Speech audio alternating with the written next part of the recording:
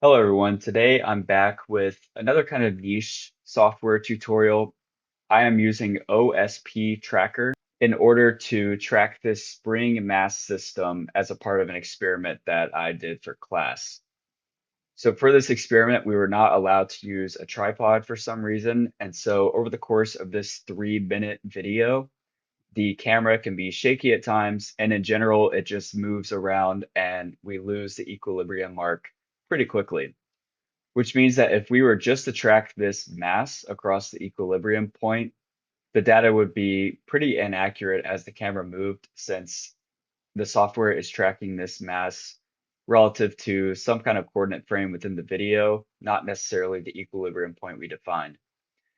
So in order to get the most accurate data, we're going to dynamically track this equilibrium point as well as a scale using this whiteboard. Hopefully you'll be able to fit these methods to your needs. So first, in my setup, I need to be tracking this mass as it oscillates. In order to do that, I'm going to go to Track, click New, and then Point Mass. There are a few other things you can track, but like I said, in my setup, I'm going to be using the point mass. If your video is shorter, you could go frame by frame and actually track it yourself. But OSP Tracker has a helpful feature called Auto Tracker, which is what I'm going to use for this long video. So now I've gone back to the frame where there is no motion. And to define my mass, I'm going to Control Shift click the spring.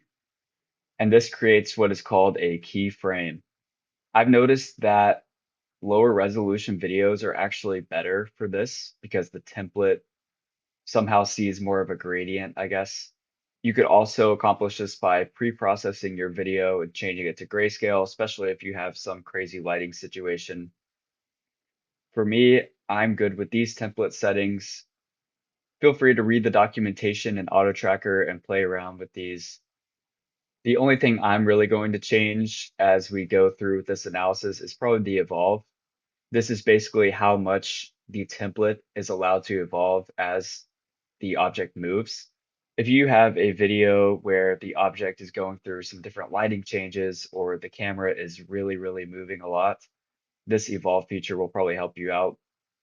You should probably allow the template to evolve a little more than 20%. I'm going to stick around here, and I might even go lower for future tracking.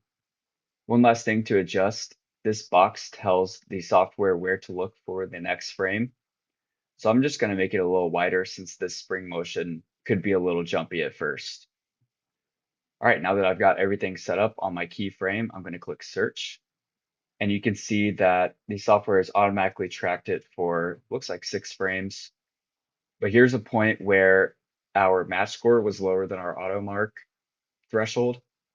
As long as it looks like it's still tracking your object, go ahead and click accept. And you can see now we're moving.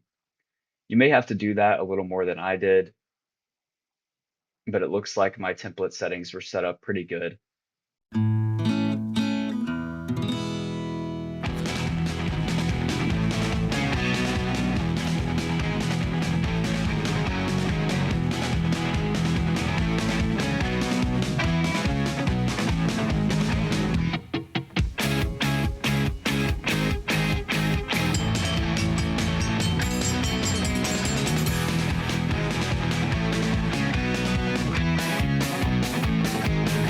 Okay, so now that every frame has been analyzed, you can kind of see what I was talking about with how the data gets skewed by the camera moving.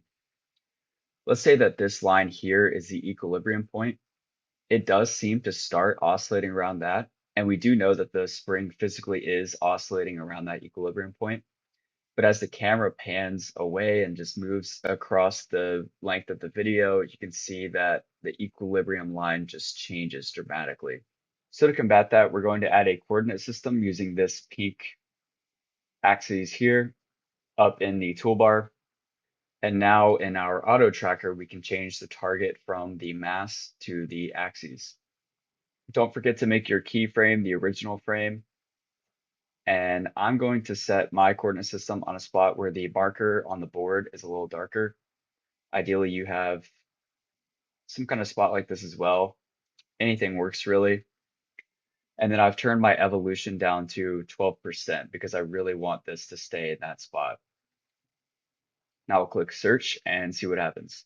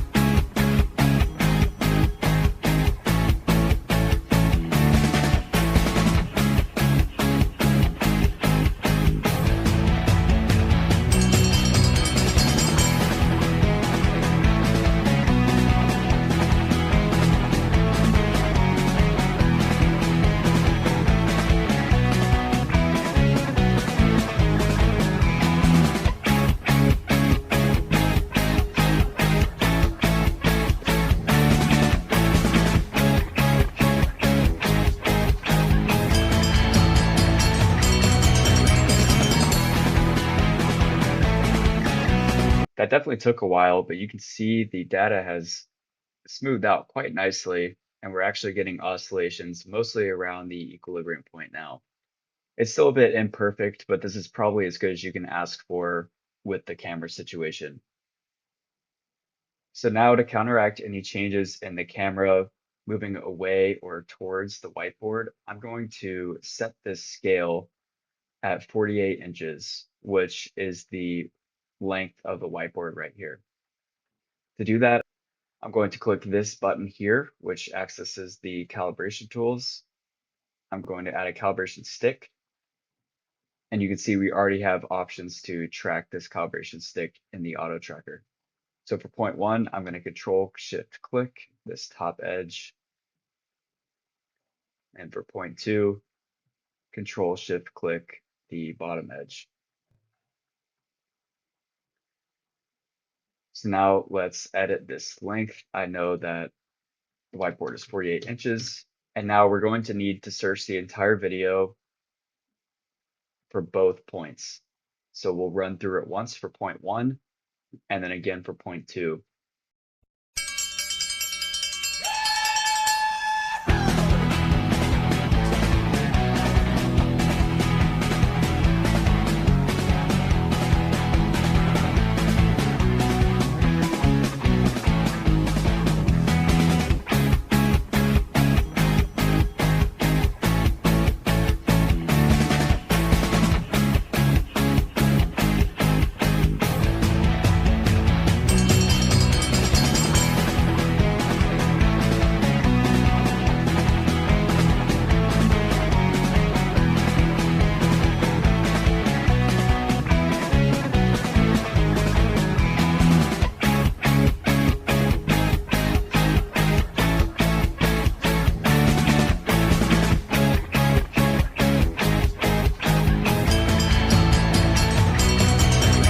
Now that that's completed, the same thing for point two. I'm going to go back to the keyframe. We've already have it set here and search.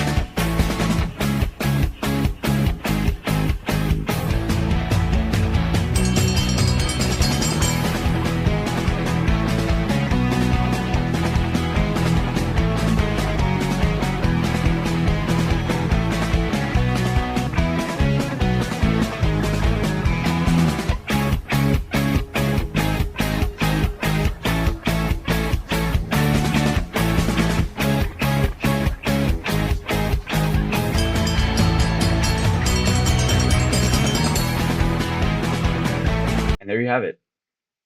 Some really clean data that used to look all jagged and crazy. Now it looks very clean and is properly scaled so that even if the camera was moving towards or away from the whiteboard, we should have accurate distance results. If there are any comments that you have or questions that I did not answer in this video, feel free to leave a comment. Otherwise, check up on the documentation. I'm sure that something is probably answered there. And of course, thank you for watching. If you found this helpful, please leave a like. Thank you.